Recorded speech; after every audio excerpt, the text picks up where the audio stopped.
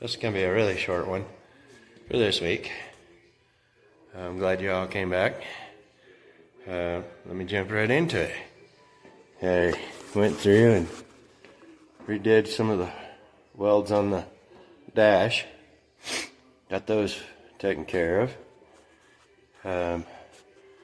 Finished stripping the floor all the way down. Got stuff on that side ground down. I don't know why on that side over there, the passenger side, whoops, they put down construction adhesive so thick and smeared it around. That whole surface was covered just to hold the carpet and the padding down. It's starting to cool off, so I got the sniffles. So anyways, what I've been working on today is I started the sound deadening and insulating on the back wall and the floor.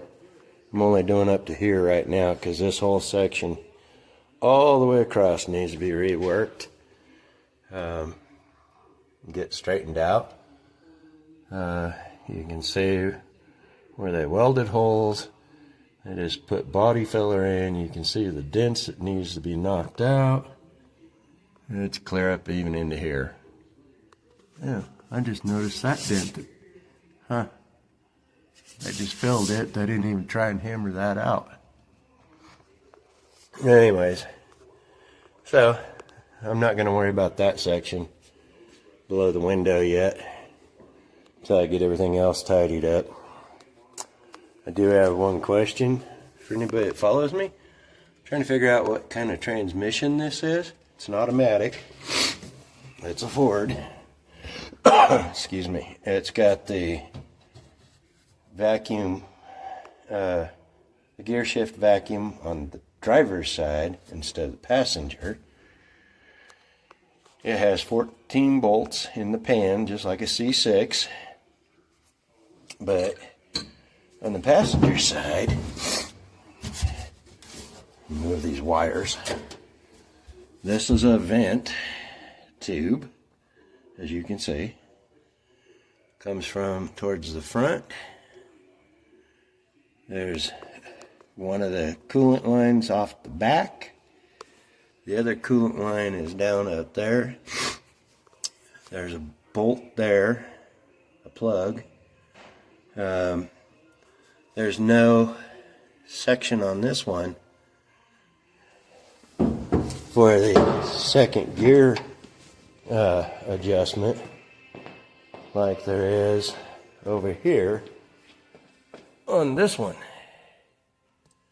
So this whole side of the transmission is different than that one. And this is a C6.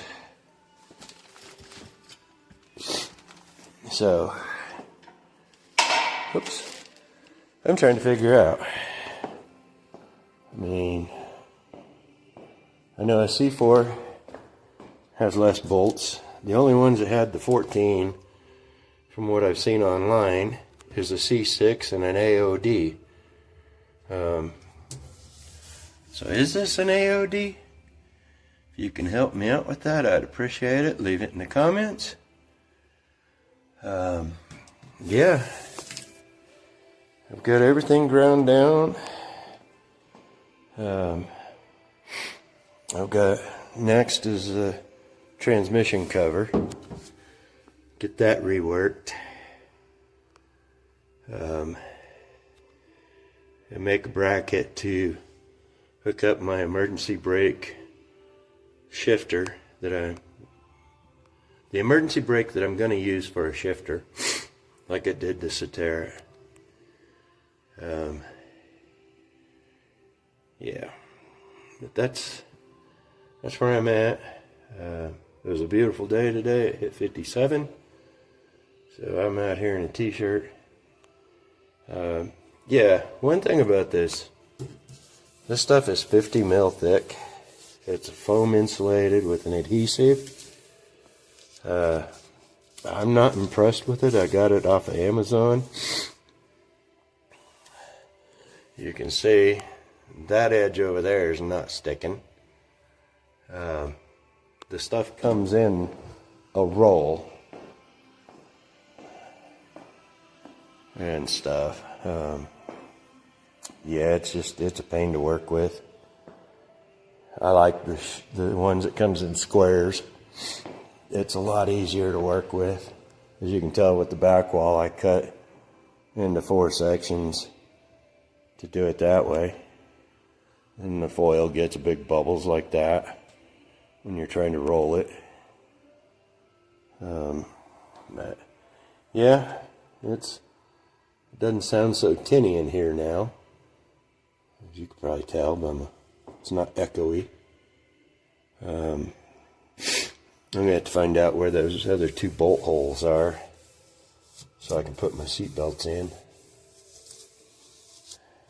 And then, yeah, once I get that transmission cover finished, then I'll weld it in, and then I can do the rest of the floor and the toe boards up the firewall.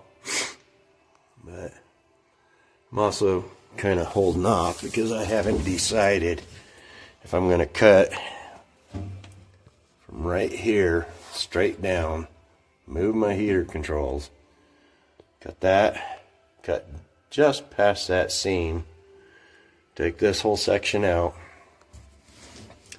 and reverse it. Put the glove box in the center, put the flat area where the glove box at. Just to be different. I'm thinking then that way I can put my controls in there, my switches. It's a lot of work. It's either that or put them under the seat. And that means lengthening all those wires to do that. So, thought about hiding them up under the dash, but it interferes with the lower vent for the driver's side defroster, which, ouch, let me turn the light on. You can see that's pretty much trashed. So I'm going to take that out. That end's broke. You can see how far it's hanging down compared to this side. So I'm going to take that out and make a new one out of steel. And this one's not as bad, but it's hanging down too, as you can see. All those years. Oh. Huh. It's all warped, so I'll probably end up making 2 of them. One for each side. But yeah, that's where I'm at.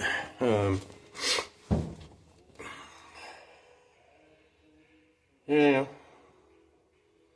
I feel like I've made good progress and stuff. I'm happy with it. As long as I make some progress, I'm doing good. So yeah, I'll be back when I'll probably do a video of me filling that or fixing that transmission tunnel cover. I'll show you why. It has, not only does it have this big gaping hole, looks like somebody hit it with an axe, all these holes, but you can see where they just ball peened it. So I'll get that redone. This is where I wish I had a planishing hammer or an English wheel to get in there and smooth that out. It'd be a lot better. But yeah, I'll bring you back and do a video when I'm working on this, hopefully this week. So I'm gonna call that a wrap on this episode for this week. And I'll see you in the next one. Have a good one. Stay safe out there in the crazy world. and be blessed. Thanks for joining me.